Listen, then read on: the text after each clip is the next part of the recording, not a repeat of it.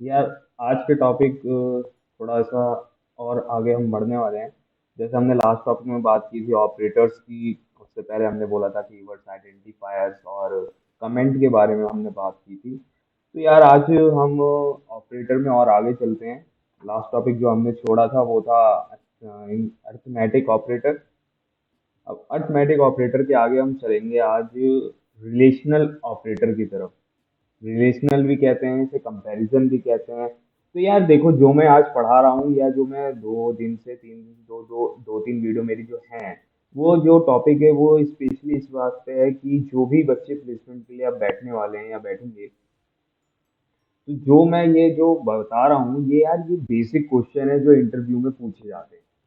अब ये जो क्वेश्चन है इसे अच्छे से पढ़ लेंगे, एक बेसिक क्वेश्चन है, इसकी एक नॉलेज ले लेंगे, एक डिस्क्रिप्शन देने में आप कामयाब रहेंगे, तो आप ये इंटरव्यू क्रैक कर लेंगे। देखिए, और दूसरी बात ये है कि आपका जो इंटरव्यू होता है वो आपकी रिज्यूमे पे बड़ा डिपेंड करता है। तो कई लोग ऐसा करते हैं कि रिज्यूमे में भर भर के लिख देंगे, भैया हमें ये भी आता है, हमें वो भी आता है, हमें दुनिया भर की नॉलेज है। फिर दूसरों का देख देख के कि भाई उसने ये भी लिखा है, मेरे दोस्त ने ये भी लिखा है, तो मैं भी लिख देता हूँ, क्या फर्क पड़ता है। इंटरव्यू तो बेवकूफ है, कुछ भी कर दो, कोई दिक्कत नहीं है। पर यार ऐसा नहीं होता है। वो इंटरव्यू जो है तुम्हारा फिर उसी रिज्यूमे पे सिलेक्ट करके होगा। अगर उसने तुम्हारे भर भर के देख लिया कि तुम्हें ये भी लैंग्वेज आती है, तुमने ये भी किया है, तुमने यहाँ इंटर्नशिप भी की है, यहाँ वो किया है, वो किया है, अगर उसने क्वेश्चन पुटअप कर दिए गलती से और आप बना नहीं पाए, तो यार तुम्हारा ना सिलेक्शन होगा और खुद को बुरा लगेगा अलग। तो रिज्यूमे में सिर्फ वही डालना जो तुमको आता है। अच्छा बनाओ, कम आता है कम लिखो, लेकिन वही लिखो जो तुम्हें एग्जैक्टली आता है। भरो मत, भरोगे तो फिर फंसोगे। याद रखना, भरना नहीं है।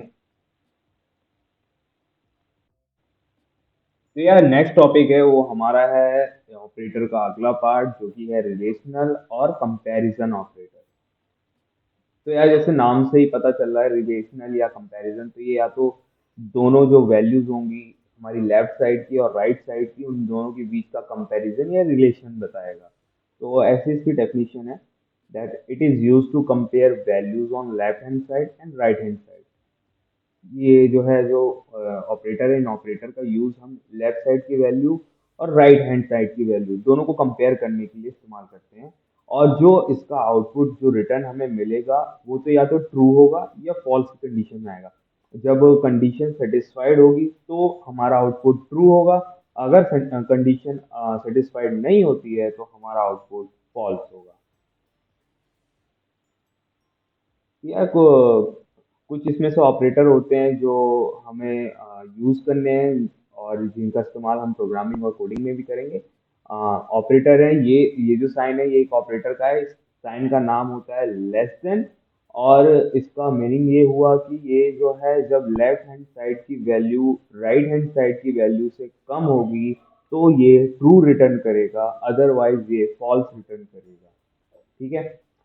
जो लेस देन साइन का जो ऑपरेटर होता है उसका इस्तेमाल जो हमारी लेफ्ट साइड की वैल्यू है, अगर वो comparison to right hand side की वैल्यू से कम होती है तो ये जो वैल्यू जो इसका आउटपुट आएगा वो ट्रू आएगा, अदरवाइज फॉल्स आएगा। सिमिलरली ग्रेटर देन का भी यही है। जो लेफ्ट हैंड साइड की जो वैल्यू होगी अगर वो राइट हैंड साइड की वैल्यू से बड़ी होगी तो रिटर्न करेगा आउटपुट ट्रू, वरना फॉल्स।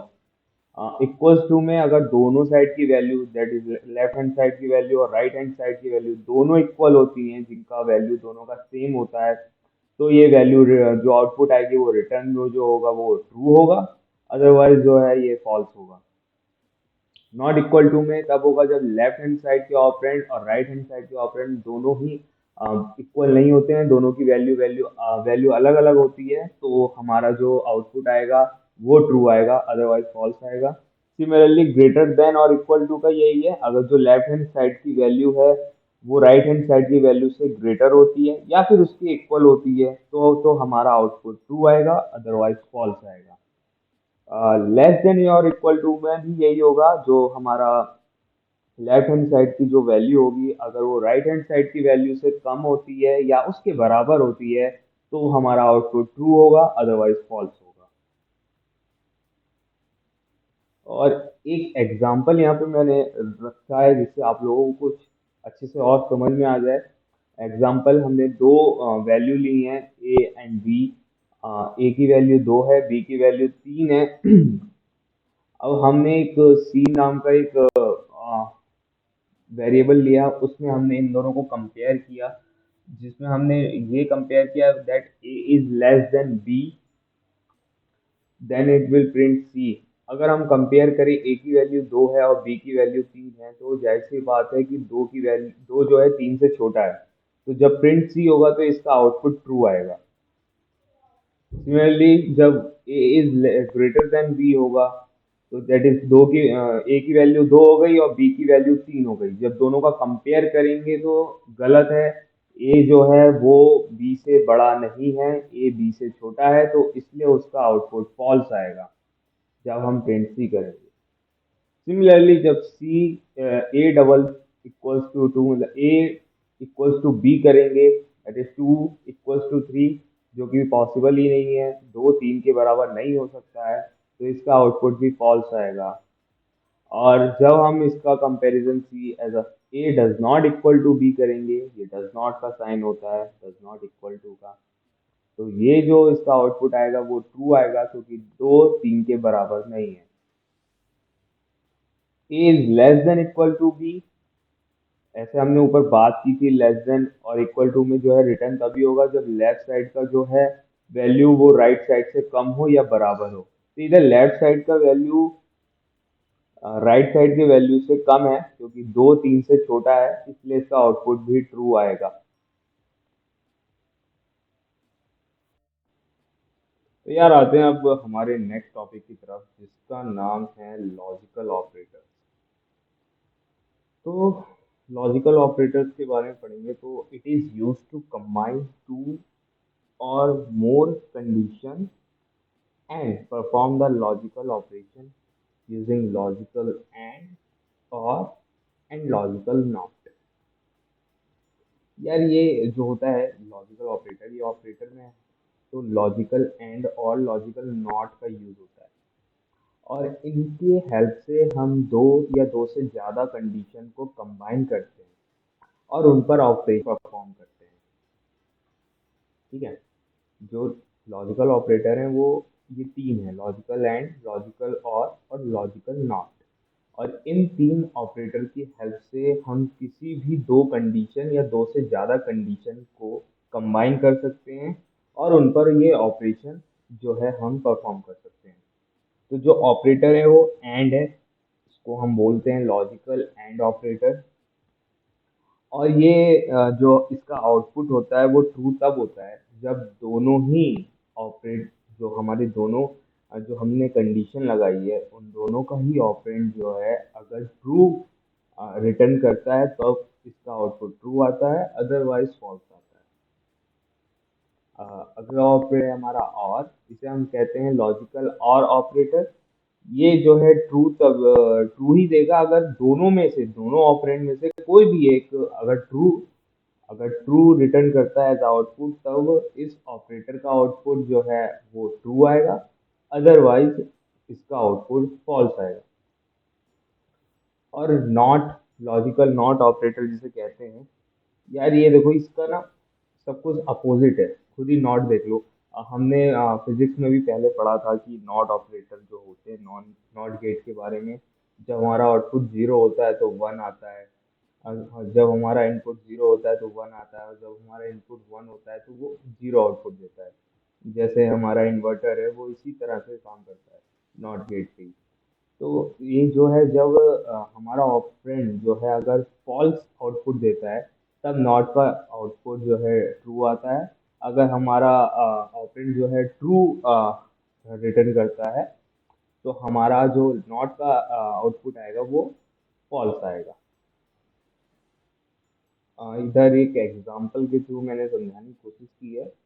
जैसे ए है, ए के अंदर एक ऑपरेशन जो है परफॉर्म हो रहा है, that is 2 is less then 3 and 4 is greater than 3। तो ये जो एंड है ये एंड ऑपरेटर है, जो लॉजिकल एंड है यहाँ पे।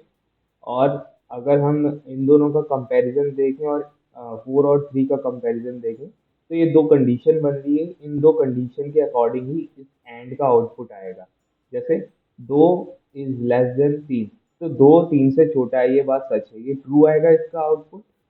और 4 इज ग्रेटर देन 3, तो ये भी बात सही है, 4 इज ग्रेटर देन 3 होता है, तो इसका आउटपुट भी ट्रू आएगा। अब दोनों का ही आउटपुट ट्रू आ चुका है, तो एंड में क्या होता है, ट्रू एंड ट्रू, तो इसका आउटपुट ट्रू आएगा। जैसे हमने ऊपर बोला ही था कि return true A both the operands return के, ये तब ट्रू प्रिंट करता है जब दोनों ही ऑपरेंड्स का आउटपुट ट्रू आता है। तो जैसे इसका भी आउटपुट ट्रू आया, इसका भी आउटपुट ट्रू आया, तो इन दोनों के ट्रू का अगर हम एंड लॉजिक निकालेंगे, लॉजिकल एंड ऑपरेटर करेंगे यहाँ पे, तो ट्रू आउटपुट आएगा। अब हम यहाँ पे दूसरा देखें, दैट इज ए के अंदर ही ए इज ग्रेटर देन 3 और 4 इज ग्रेटर देन 3। तो यहाँ पे हमने और ऑपरेटर का यूज किया है, ठीक है, और ऑपरेटर का हमने ऊपर पढ़ा भी था और के लिए कि लॉजिकल और operator return true if either of the operands return true. दोनों में से कोई भी, इन दोनों में से कोई भी अगर ट्रू रिटर्न करेगा तो आउटपुट ट्रू आएगा। लाइक 2 इज ग्रेटर देन 3, ये तो फॉल्स रिटर्न करेगा क्योंकि 2 जो है 3 से बड़ा है ही नहीं। और अगला देखें तो 4 इज ग्रेटर देन 3, जो कि ट्रू रिटर्न करेगा। 4 4 3 से बड़ा है ही। और फॉल्स और ट्रू का अगर हम और ऑपरेटर के थ्रू आउटपुट निकालेंगे तो इसका आउटपुट ट्रू आएगा, क्योंकि दोनों में से किसी एक का आउटपुट ट्रू होना चाहिए था, दैट्स व्हाई। नॉट का एग्जांपल देखेंगे, एक हमने कंडीशन ले ली that A is a true, A जो है वो ट्रू है। अगर हम A equal to not A लगाएं तो नॉट लगाने के बाद, ट्रू के आगे नॉट लगाने के बाद, ये जो आउटपुट हो जाएगा ये फॉल्स हो जाएगा। और सिमिलरली अगर हम ए को फॉल्स लेके चले और उसके आगे नॉट लगाएं तो ए की जो वैल्यू हो जाएगी वो ट्रू हो जाएगी। दैट्स व्हाई प्रिंट ए पे हमारा आउटपुट ट्रू आएगा। देन नेक्स्ट टॉपिक है हमारा बिटवाइज ऑपरेटर, जो कि हमारा आखिरी टॉपिक होगा ऑपरेटर्स में। तो बिटवाइज ऑपरेटर जो है are use to perform bitwise operation, that is bit by bit operation. तो बिट वाइज ऑपरेटर का जो यूज होता है वो किसी भी दो वैल्यू के बिट बाय बिट ऑपरेशन को परफॉर्म करने के लिए होता है। जैसे जैसे 4 और 5 हैं, अगर किसी भी वेरिएबल की 4 और 5 है, तो उसको हम बिट में कन्वर्ट करेंगे और उस पर जो भी ऑपरेशन होगा वो बिट बाय बिट होगा। तो इस चीज़ के लिए बिटवाइज ऑपरेटर का यूज होता है। इसमें से कुछ होते हैं बिटवाइज एंड ऑपरेटर। तो बिटवाइज एंड ऑपरेटर का जो होता है यूज, वो होता है कि return one when both bit are one otherwise zero. तो ये जो है दोनों, अगर दोनों वैल्यू की बिट वन और वन है तब तो इसका आउटपुट वन होगा, वरना इसका आउटपुट जीरो होगा। सिंपली जैसे एंड गेट होता है वैसे ये भी काम कर रहा है। देन हमारा आता है बिटवाइज और ऑपरेटर, उसका साइन ये होता है। तो return bit one if one of the bit is one और both are one otherwise zero. अगर कोई दोनों में से कोई एक बिट की वैल्यू वन होगी या दोनों ही बिट की वैल्यू वन होगी तब तो इसका आउटपुट वन होगा, नहीं तो इसका आउटपुट जीरो होगा। बिटवाइज एक्सोर, इसका साइन ये होता है। Return bit one only if one of the bit is one otherwise bit zero. ये इसका आउटपुट तब वन होगा अगर दोनों में से किसी एक का किसी भी वैल्यू का बिट वन होगा तो इसका आउटपुट वन होगा, अदरवाइज इसका आउटपुट जीरो होगा। बिटवाइज नॉट, ये एक इन्वर्टर की तरह काम करता है। मतलब जो बिट है उसको ये इन्वर्ट कर देता है। जैसे अगर बिट वन है तो उसे वो कन्वर्ट कर देगा बिट जीरो में, अगर बिट जीरो है तो कन्वर्ट कर देगा बिट वन में। बिट वाइज राइट शिफ्ट का ऑपरेशन यह है कि ये जो बिट को है वो राइट साइड में शिफ्ट कर देता है। और बिट वाइज लेफ्ट शिफ्ट, इसका फंक्शन ये है कि ये जो बिट है उसको लेफ्ट साइड में शिफ्ट कर देता है। तो यार ये थे ऑपरेटर्स, हमारा आखिरी टॉपिक था बिटवाइज ऑपरेटर, जहाँ पे हम ये ऑपरेटर्स खत्म करते हैं।